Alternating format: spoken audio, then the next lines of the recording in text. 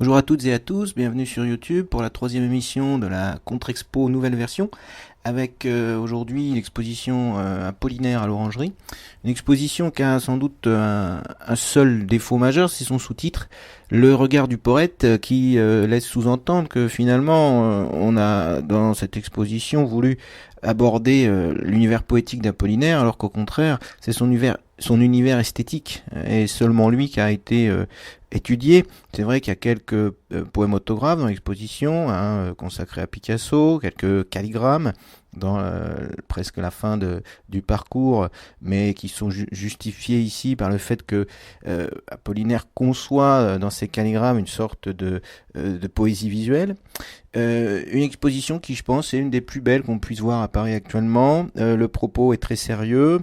Le fait est qu'Apollinaire a longtemps été considéré comme un critique de second ordre, et l'enjeu, d'ailleurs l'épaisseur du catalogue, assez rare pour une exposition de l'Orangerie, montre qu'on a voulu marquer le coup. C'est vrai que c'est une exposition qui est riche, que certains ont jugé très intellectuelle. Je pense notamment aux critiques de la dispute sur France Culture. Je reviendrai sur leur approche. Alors, l'autre point où on peut mettre des réserves, c'est, je pense, l'affiche de l'exposition. Ils ont surtout choisi de présenter le portrait d'Apollinaire par De Chirico. Portrait qui est au centre Pompidou, œuvre célèbre que De Chirico offre au poète pour le remercier de l'avoir soutenu. Il faut rappeler quand même que c'est lui qui a été le premier Apollinaire à soutenir De Chirico. Il lui a présenté Paul Guillaume, le marchand. C'est aussi la légitimité de placer cette exposition à l'Orangerie, puisqu'on y trouve la collection de Paul Guillaume, et que Apollinaire, c'est l'objet de la dernière salle de l'exposition, et toutes les personnes qui s'intéressent à l'histoire du marché de l'art seront forcément enthousiastes. Dans cette dernière salle, on montre comment Apollinaire a été le mentor, on dirait le coach aujourd'hui, du jeune Paul Guillaume. Alors ce portrait, Chirico l'offre au poète donc en remerciement, et lui écrit d'ailleurs une lettre assez touchante en janvier 14, au moment où il fait cette toile. Depuis que je vous connais, je me sens plus confiant et l'espoir de la réussite est plus fort en moi. Je suis persuadé d'avoir montré un nouveau chemin en art, écrit De Chirico. C'est un tableau qui a beaucoup compté dans l'art du XXe siècle. On y voit une des premières peintures surréalistes, métaphysiques, c'était le terme que De Chirico emploiera pour sa peinture. On sait que Breton a beaucoup admiré et écrit sur ce tableau, mais c'est un tableau un peu imperméable et dont l'esthétique un peu froide n'attire peut-être pas l'œil, et je suis pas sûr que le choix de l'affiche soit bon. D'ailleurs, je signale qu'il y a une autre toile qui aurait pu venir à l'exposition, c'est cette version un peu complémentaire qui s'appelle La nostalgie du poète, toile de 1914. Vous retrouvez le même buste antique à lunettes, avec ses lunettes noires, qui pour De Chirico incarne le côté visionnaire d'Apollinaire. Cette toile qui est à Venise, à la Fondation Guggenheim, qui s'intitule La nostalgie du poète. Il y a quelques manques dans l'exposition, mais très peu, donc c'est pour ça que je ne ferai pas une contre-expo très dense. On va essayer de voir quels sont les éléments qui pourraient permettre de faire une exposition parfaite, mais elle l'est quasiment. Alors, moi je suis très dubitatif sur certains avis. Certaines personnes disent que c'est une exposition trop intellectuelle. Donc, dans la dispute, notamment Camille Rondeau, dont honnêtement, je n'apprécie pas toujours le champ d'approche. Elle s'interroge, enfin l'avis était unanime d'ailleurs, il s'interroge sur la froideur de l'exposition, en disant c'est le problème des conservateurs, ils savent trop. Mais le problème c'est qu'il y a beaucoup d'expositions où on ne sait pas assez, ou en tout cas on n'apprend pas assez. Moi je trouve qu'au contraire c'est une exposition très réussie, il y a énormément de cartels explicatifs, ce qui n'est pas le cas dans toutes les expositions actuellement. C'est Alors, il y a une des critiques qui a été adressée, c'est que c'est une exposition trop intellectuelle. La froideur de l'accrochage, en plus, je suis pas tout d'accord. L'accrochage est très judicieux. Par exemple, le clou de l'exposition, c'est la quatrième salle, qui est un grand panorama des toiles, des sculptures que Apollinaire a critiquées. A étudié dans sa critique plutôt. Et il y a un accrochage subtil, par exemple, il y a trois sculptures qui sont au centre, qui montrent les trois voies sculpturales du cubisme. Il y a un beau Zadkine, il y a un très beau Archipenko qui a appartenu à Apollinaire, et puis il y a une grande guitare en relief de Picasso. Et finalement, c'est assez didactique. Quand on voit l'accrochage, il y a notamment un tout petit pan de mur sur les futuristes italiens qui est mis en face du grand tableau de La Freinet sur la conquête de l'air avec un drapeau bleu-blanc-rouge qui fait un clin d'œil au nationalisme ambiant de l'époque, qui explique que les cubistes français se sont opposés aux futuristes italiens.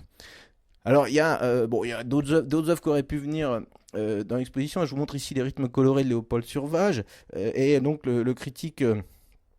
j'ai oublié son nom d'ailleurs, l'autre critique de la dispute dit les rythmes colorés de Survage, à la fin on ne sait pas trop pourquoi ils sont là, mais en même temps c'est la période qu'il veut. Alors c'est atterrant d'entendre ça parce que je suis pas sûr qu'ils aient vraiment fait toute l'exposition, ils ont dû faire un petit parcours, et puis ils parlent beaucoup de l'accrochage, mais ils sont très évasifs sur la qualité intellectuelle de l'exposition. Je pense qu'ils n'ont pas lu le catalogue, et ils n'ont surtout pas fait l'effort de lire les cartels. C'est explicitement dit, si les rythmes colorés sont dans l'avant-dernière salle de l'exposition, c'est parce que Apollinaire en a parlé, donc ils sont totalement légitimes. C'est pas du tout une question juste de période, et je trouve ça assez atterrant que sur une chaîne comme, sur une radio comme France Culture, où justement on devrait avoir des gens compétents, au moins qui font leur travail jusqu'au bout, eh bien on a une critique aussi approximative. Apollinaire mérite beaucoup mieux, et cette exposition qui est une des plus pertinentes scientifiquement qu'on ait faites ces dernières années sur l'art du début du XXe siècle, méritait des commentaires plus poussés. D'où la contre-expo. C'est pas une contre-expo qui cherche à vraiment compléter, mais à rappeler que on a affaire à une approche qui était essentielle, indispensable. La correspondance entre Apollinaire et Paul Guillaume, par exemple, était toujours pas publiée. Elle l'est dorénavant grâce justement à cette exposition. Sur les rythmes colorés de Survage, dont je vous montre ici donc une autre version qui est plus colorée que celle qu'on peut voir dans l'exposition. Voilà ce que dit Apollinaire. Nous aurons ainsi, hors de la peinture statique, hors de la représentation cinématographique, un art auquel on s'accoutumera vite et qui aura ses dilettantes infiniment sensibles au mouvement des couleurs, à leur compénétration, à leurs changements brusques ou lents, à leur rapprochement ou à leur fuite. Léopold Survage, c'est un artiste d'origine finlandaise, né en Russie, et qui avait prévu, en fait, avec ses rythmes colorés, de réaliser un film, et ses planches abstraites auraient servi de matériau pour justement un film abstrait. Et Apollinaire, dans Paris Journal, le 15 juillet 1914, dit « J'avais prévu cet art qui serait à la peinture ce que la musique est à la littérature. Il tire son origine de la pyrotechnie, des fontaines, des enseignes lumineuses. Nous aurons ainsi, hors de la peinture statique, hors de la représentation cinématographique, un art auquel on s'accoutumera vite et qui aura ses dilettantes infiniment sensibles au mouvement des couleurs. » Voilà. Alors les dilettantes de la critique, ce sont les gens de France Culture, de la dispute, qui d'ailleurs sont un peu accoutumés à cette approximation. J'y reviendrai dans d'autres contre-expos. L'exposition montre que Apollinaire, finalement, a compris toutes les tendances du XXe siècle. Il a en effet été visionnaire, qu'il a défendu tous ceux qui seraient importants par la suite, jusqu'à Marcel Duchamp, notamment la célèbre fontaine que je vous montre maintenant, qui est refusée à l'exposition des indépendants à New York en 1917, parce qu'on n'y voit pas une œuvre d'art. Duchamp l'avait signé Hermut, et Apollinaire, dans un texte qu'il publiait à la fin de l'anthologie qui termine le catalogue, dit le point de vue de la Society of Independent Artists est évidemment absurde, car il part du point de vue insoutenable que l'art ne peut ennoblir un objet. Et en l'espèce, il l'ennoblissait singulièrement en transformant en Bouddha un objet d'hygiène et de toilette masculine. Quoi qu'il en soit, et au risque de nier délibérément par sa détermination le rôle et les droits d'imagination, les indépendants de New York refusèrent d'exposer la fontaine de M. Moot. Et donc, Apollinaire, en fait, dénonce ce refus. C'est vrai qu'il signale que finalement, lorsque on met cette pissotière à l'envers, le contour peut évoquer la forme d'un Bouddha. Finalement, il y a une esthétisation de l'objet, et rien que pour ça, on devait respecter l'envoi de Duchamp.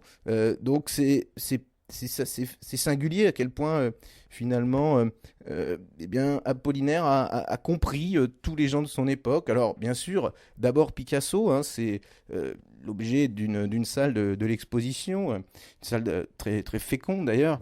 Mais il y a un autre artiste qu'il a défendu mordicus, Alexander Archipenko. Ça lui a valu d'ailleurs quelques critiques puisque il démissionnera de son je ne sais plus s'il démissionne ou s'il est renvoyé de son poste de critique d'art au journal L'Intransigeant. Tout simplement parce que le journal avait reçu des lettres de protestation. Archipenko avait envoyé au salon des œuvres. Alors, je vous ai mis ici l'œuvre en question. À gauche, ça s'appelle Medrano 2. C'est un personnage qui rappelle l'univers du cirque. Hein, le cirque Medrano, où Apollinaire allait avec Picasso et Max Jacob, en haut de la rue des Martyrs à Paris. Au milieu, vous avez le Carrousel Pierrot. Ce sont deux œuvres très fragiles qui sont en partie en papier mâché, qui sont au Guggenheim de New York et qui, je pense, ne pouvaient pas être prêtées pour des raisons techniques, enfin pour leur fragilité. Ces œuvres ont défrayé la chronique parce qu'elles sont présentées au Salon des Indépendants. Vous avez une petite notice, enfin la une d'un des journaux qui s'insurgeait contre ce pseudo-art, comme on le considérait à l'époque. Archipenko, qui est pourtant un des sculpteurs les plus audacieux, les plus fondamentaux du XXe siècle, qui finira d'ailleurs sa carrière à New York. Donc Apollinaire est congédié en mai 1914 dans l'Intransigeant, et parce qu'il a défendu l'œuvre de gauche. Voilà un des manques de l'exposition, une des œuvres qui compléterait totalement le panorama visuel d'Apollinaire. En sculpture, Archipenko recherche avant tout la pureté des formes. Il veut trouver les plus abstraites, les plus symboliques, les plus nouvelles et pouvoir les modifier à sa guise, dit Apollinaire dans le catalogue de l'exposition Archipenko à la galerie d'Ersturm à Berlin. Ça, c'est très bien montré dans l'exposition grâce à des prêts tous judicieux, notamment. Alors, il y a une autre œuvre d'Archipenko qui est venue, c'est une œuvre qui a appartenu à Apollinaire, donc c'est presque tout aussi bien. Mais ces deux œuvres colorées étaient plus des œuvres de polémique. Donc là, la galerie d'Ersturm, Archipenko pourra faire une exposition grâce à Apollinaire. Apollinaire qui a lui-même tenté de dessiner. Il a une pratique artistique qui n'est pas toujours très connue. Il y a un livre d'ailleurs sur les dessins d'Apollinaire. Cette vue du pont des Invalides est une aquarelle de 1916. C'est estimable. L'exposition en fait pas trop là-dessus. Je suis pas sûr qu'ils aient sélectionné les plus beaux dessins d'Apollinaire ou les plus importants, mais peu importe. De toute façon, c'est quand même un dessinateur de second rang, pour pas dire plus. Évidemment, il est tellement génial comme poète et pertinent comme critique que c'est pas très grave. Le deuxième dessin que je voulais vous montrer, qui n'est pas venu à l'exposition, c'est le portrait du père de l'écrivain. Ici, Apollinaire l'a dessiné. Bon, il n'a jamais connu vraiment son père, qui a abandonné sa mère et ses deux enfants, alors qu'il l'avait enlevé cette femme. Bon, une histoire rocambolesque à l'enfance d'Apollinaire. Je ne vais pas m'attarder là-dessus, mais ce dessin-là est peut-être un des plus touchants au niveau de la personne Apollinaire. Mais l'exposition n'est pas sur l'homme. Alors ça, on peut peut-être trouver que peut-être dans la salle biographique et la deuxième salle de l'exposition, on n'est pas un panorama plus exhaustif des œuvres qui ont immortalisé Apollinaire. Il y a par exemple un dessin dont vous avez à gauche la version finale, un dessin de Marie Laurencin qui montre son amant, son compagnon de l'époque, avec un profil égyptien. C'est une toile qui est, je crois, dans un musée, dans le musée Marie Laurencin à Tokyo. Le voyage était peut-être un peu lointain, l'œuvre n'a pas été prêtée, mais il y a le dessin dans l'exposition.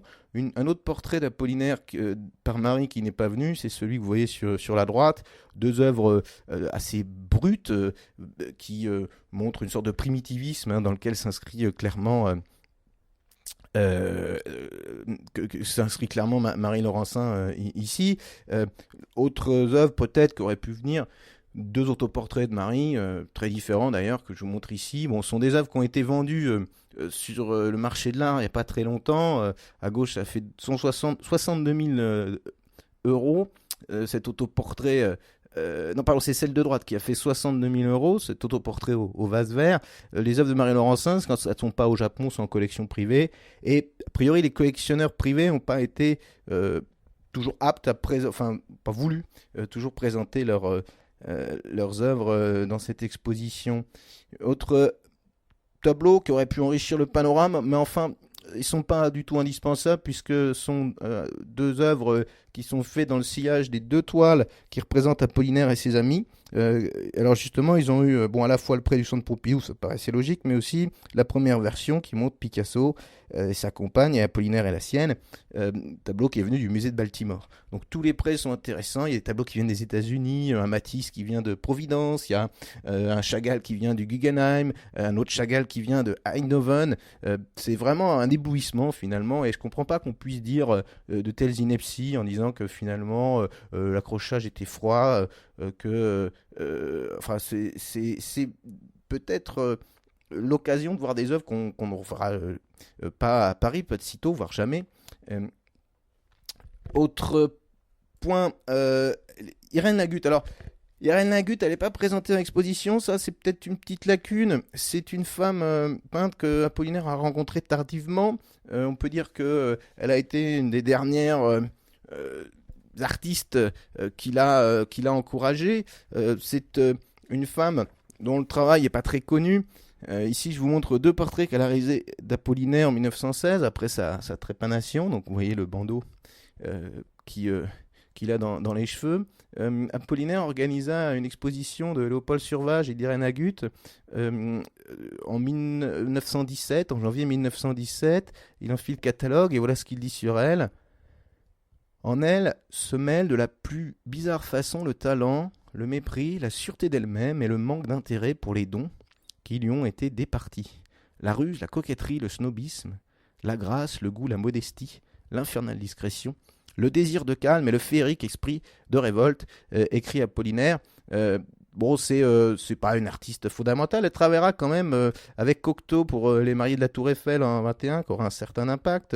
C'est une artiste aussi qui a travaillé avec Serge Ferrin pour les costumes des Mamelles de Tirésias. Alors là, si vous aimez le théâtre, il y a aussi tout un pan de mur dans l'avant-dernière salle qui rappelle cette pièce si originale d'Apollinaire qui avait marqué les esprits en 1917. Autre portrait d'Apollinaire, un portrait industriel finalement, machiniste ici, par Picabia. Ça, c'est une œuvre qui est en collection privée. Donc là aussi, a priori, le prêt était peut-être difficile. Deux autres portraits d'Apollinaire. Alors là, c'est peut-être les images qu'on rêverait de voir dans l'exposition pour enrichir le panorama. C'est vrai que dans les portraits du poète, il n'y en a pas tant que ça finalement. Et malheureusement, on n'a pas sans doute le prêt a été refusé. Je pense que l'œuvre a quand même été demandée parce que elle a été retrouvée il n'y a pas très longtemps. Elle est passée en vente en 2007 chez Christie's et elle est quand même partie à 312 000 euros pour une estimation entre 30 000 et 40 000. C'est le portrait d'Apollinaire par Metzinger à gauche. Metzinger qui a été un des artistes du cubisme officiel, et les relations entre Apollinaire et Metzinger sont fondamentales pour asseoir le cubisme en tant que théorie autour de 1910 à 1912. Le tableau de droite sur fond jaune, c'est le portrait d'Apollinaire par Vlaminck qui date de 1905-1906. Vlaminck qui nous a laissé d'ailleurs des pages intéressantes dans ses portraits avant décès, que je n'ai pas le temps de citer là, mais qui montrent que finalement, c'est un des hommes de l'époque contre lequel il aura le moins d'aigreur, puisque Vlaminck finira sa vie dans une sorte d'antise du monde artistique et il se vengera par la plume. Ce tableau de droite est au LACMA de Los Angeles. Et il y a un autre Vlaminck qui est... alors, ils ont fait venir un tableau... Là, c'est un des préfacis de l'exposition. Ils ont fait venir un tableau qui représente Bougival, qui est au musée d'Orsay, la maison mère de l'Orangerie. Le meilleur prêt, évidemment, à la place, on aurait rêvé de voir ce très beau Vlaminck qui est en collection privée, qui a été vendu en 1991 en vente aux enchères au Royaume-Uni, qui représente Apollinaire au bord de la Seine, tout près de la Grenouillère, qui était cet établissement de bains et de fêtes. C'est vrai que là, on aurait rêvé dans la salle numéro 4 d'avoir ce tableau présenté dans le tout petit mur dédié au cubisme. Autre portrait qui aurait pu enrichir le panorama, il y a donc toute une salle sur Apollinaire et Picasso qui a souvent caricaturé son ami, entre autres pour l'encourager lorsqu'il est au front. On a une carte postale, c'est l'œuvre de gauche ici, où Apollinaire est immortalisé par le crayon de Picasso comme un artilleur, puisqu'il sera d'abord artilleur avant de se porter volontaire pour aller dans les tranchées, sans doute dans le but de franchir quelques étapes. Et on sait d'ailleurs, il y a une lettre qu'il a écrite à Picabia, où il lui demande si éventuellement il pourrait pas, par l'intermédiaire de son père, qui est consul de Colombie à Paris, de Cuba pardon à Paris, si le père Picabia pourrait pas essayer de pistonner discrètement Apollinaire pour qu'il gravisse un petit peu plus facilement les échelons de l'armée. L'œuvre de droite, c'est un dessin superbe de 1916. Bon, là aussi, ça c'est un des dessins qui aurait pu enrichir cette salle. Il y a un autre portrait célèbre dessiné de Picasso pour immortaliser son ami Apollinaire. Là, c'est Apollinaire en habit de soldat. Et bon, c'est le moment où Picasso revient au dessin et passe dans cette période ingresque. Il y a une élégance ici, même dans la pose aussi. C'est peut-être une des images les plus douces qu'on ait laissées d'Apollinaire, qui avait un visage assez massif, comme on sait. Il est vrai aussi que le fait que l'exposition soit organisée par le musée Picasso fait que l'exposition qui est au musée Picasso actuellement sur Picasso Sculpture empêche, ou en tout cas plutôt complète, on peut être plus dans un sens positif, complète l'approche avec les verres d'absinthe qui sont un dialogue plastique entre Picasso et Apollinaire, qui sont donc actuellement pour leurs 6 versions présentées au musée Picasso, et puis les monuments apollinaires que Picasso fera après sa mort.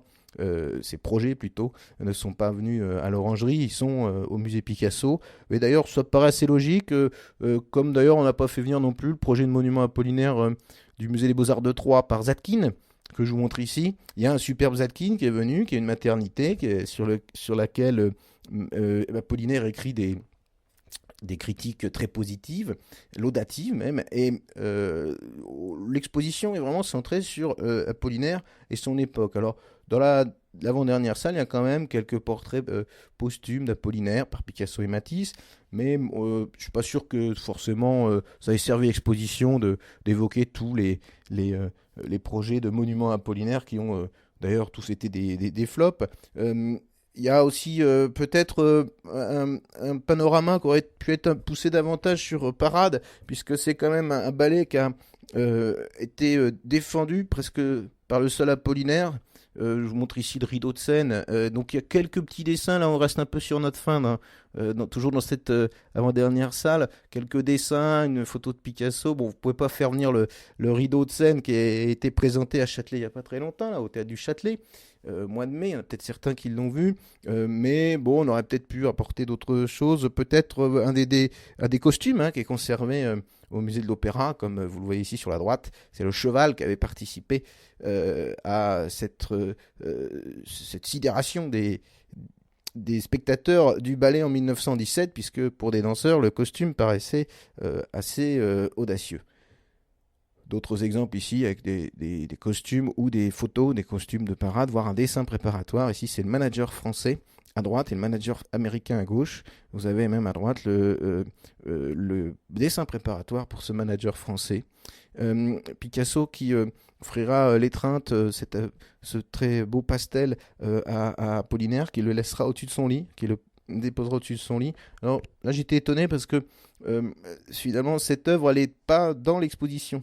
Elle est restée dans la section des collections permanentes de l'Orangerie, donc il faut faire un petit chemin en plus. Et si on ne fait pas le tour des collections permanentes, surtout c'est pas marqué non plus sur le cartel, peut-être que ça méritait quand même d'être inséré dans l'exposition. Il faut dire que l'Orangerie n'a pas fait avec ses sources à elle.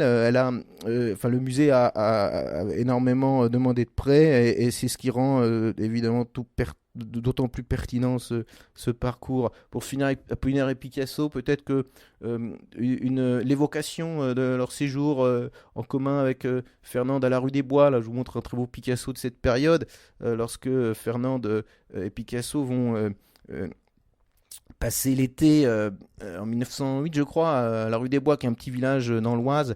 Ils habitaient chez une fermière et finalement Apollinaire va les rejoindre. Vous avez un tableau que je vous montre ici de cet endroit. D'ailleurs, je ne sais plus si c'est cette toile ou une autre de Picasso qui est présentée à l'exposition Rousseau de l'autre côté de la Seine. Et j'en viens justement aux dernières œuvres qui auraient pu compléter l'exposition. C'est assez étonnant de voir que finalement le douanier Rousseau est presque évacué complètement du panorama. Alors pourquoi ça mérite interrogation. D'abord, peut-être parce que les organisateurs de l'exposition, Laurence Descartes notamment, qui est spécialiste de cette époque et qui est maintenant la directrice de l'Orangerie, estime que finalement il ne fallait pas trop en faire sur Apollinaire et Rousseau parce qu'il a défendu le peintre très tardivement. Alors c'est vrai, si je prends par exemple ce qu'Apollinaire écrit en 1907, nous plaignîmes longtemps le malheureux Rousseau en constatant les différences profondes qui existent entre les douanes et les arts plastiques. Donc au début on ne peut pas dire qu'Apollinaire prenne le peintre au sérieux. C'est vrai que bon, il va évoluer, mais enfin, l'exposition de Monsieur Rousseau, là, on est en 1908 quand Apollinaire écrit ça, est à la fois touchante et plaisante. Cet autodidacte a des qualités naturelles indéniables. Et Gauguin admirait, paraît-il, les noirs de Rousseau.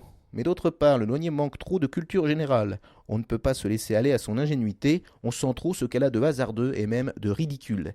Donc, ça paraît légitime que dans l'exposition, on n'est pas renforcé, enfin, on n'est pas mis en avant le douanier Rousseau. Il y a juste une petite toile du musée de l'Orangerie, un petit paysage anecdotique, et puis quelques documents dans une vitrine dans la troisième salle. En revanche, il y a quand même deux manques majeurs. Ce sont les deux portraits que Rousseau fera d'Apollinaire et de sa muse. Ça, c'est vraiment la petite frustration qu'on peut avoir. Mais alors, d'une part, il y a une des deux versions, je crois que c'est celle-ci que je vous montre actuellement, qui est la première version du musée Pouchkine à Moscou, qui est présentée actuellement au musée d'Orsay. Et elle n'aide pas vraiment l'exposition, puisque bon, le rapprochement qui a été fait avec une toile postérieure d'un artiste dont je ne connais pas le nom, pour être honnête, n'aide pas vraiment. Enfin, je trouve que le prêt n'est pas du tout légitime. Alors que là, à l'exposition de l'Orangerie, cette toile aurait été importante parce que déjà, l'histoire est assez rocambolesque. Donc, Rousseau fait le portrait d'Apollinaire alors qu'Apollinaire ne lui a même pas demandé. Bon, ça c'est le premier point. Alors il lui demandera un petit peu d'argent pour payer le cadre, pour payer les peintures, pour aussi régler sa facture de vin. Tout ça est connu grâce à la correspondance de l'artiste. Il écrit: si tu pouvais me donner une cinquantaine de francs pour le temps passé après ce travail, tu me rendrais un grand service. Le 5 août, j'ai aussi une traite à payer pour le vin, tu vois que c'est sérieux.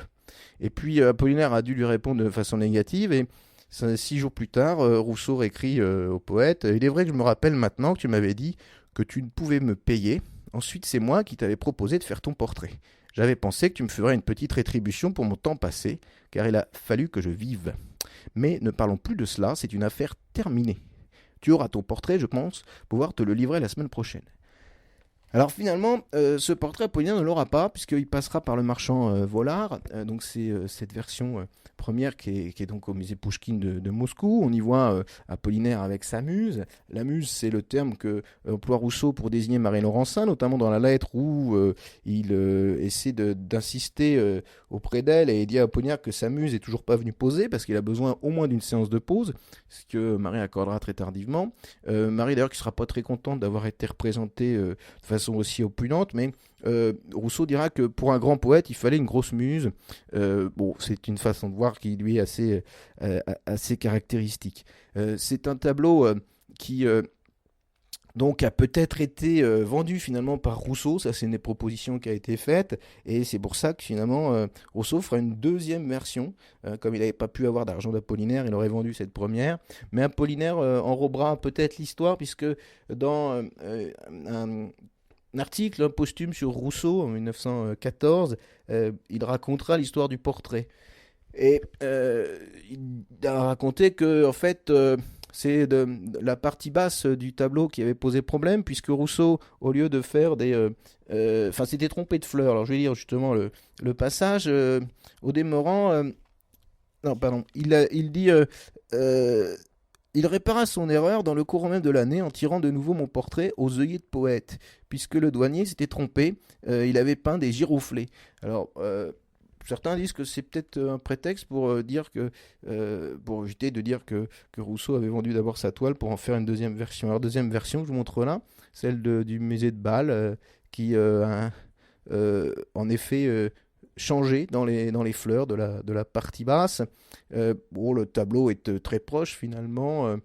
Il est plus sombre, sans doute, hein, peut-être peint plus vite, et Rousseau se plaindra que Apollinaire soit pas venu reposer. Enfin, il tardera à venir reposer pour cette deuxième toile. Et alors, je termine avec l'anecdote que raconte Apollinaire. Au demeurant, il eût été impossible que le portrait en question ne fût pas très ressemblant.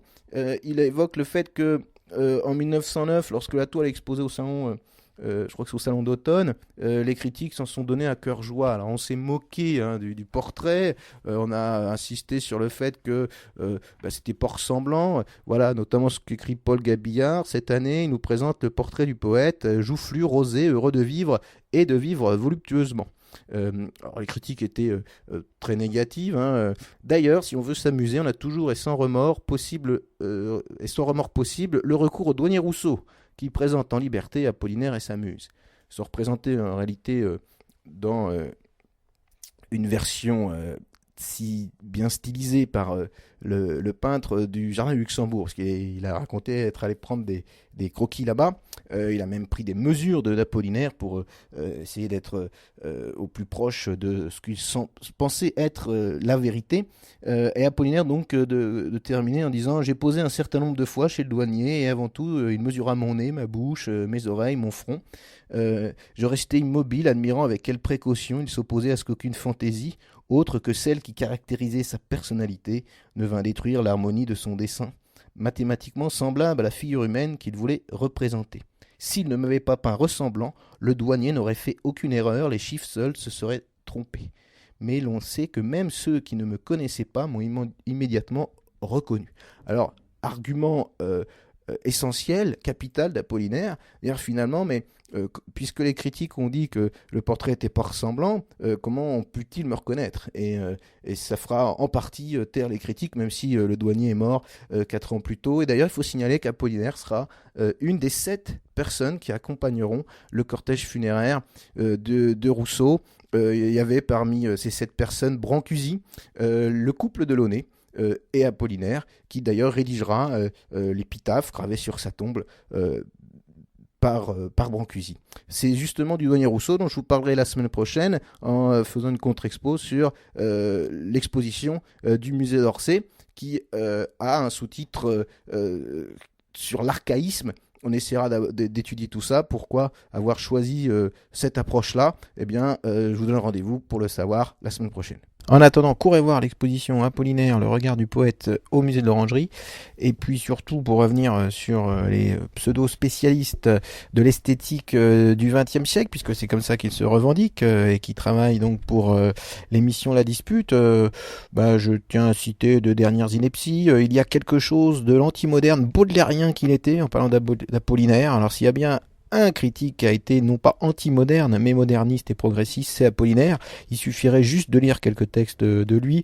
Et puis quand j'entends aussi qu'il a été un soutien essentiel à Rousseau, je me dis que finalement il y a certains critiques qui parlent des expos sans les avoir analysés, peut-être en les ayant vus, mais un bon conseil c'est d'aller à l'exposition et de ne pas écouter France Culture.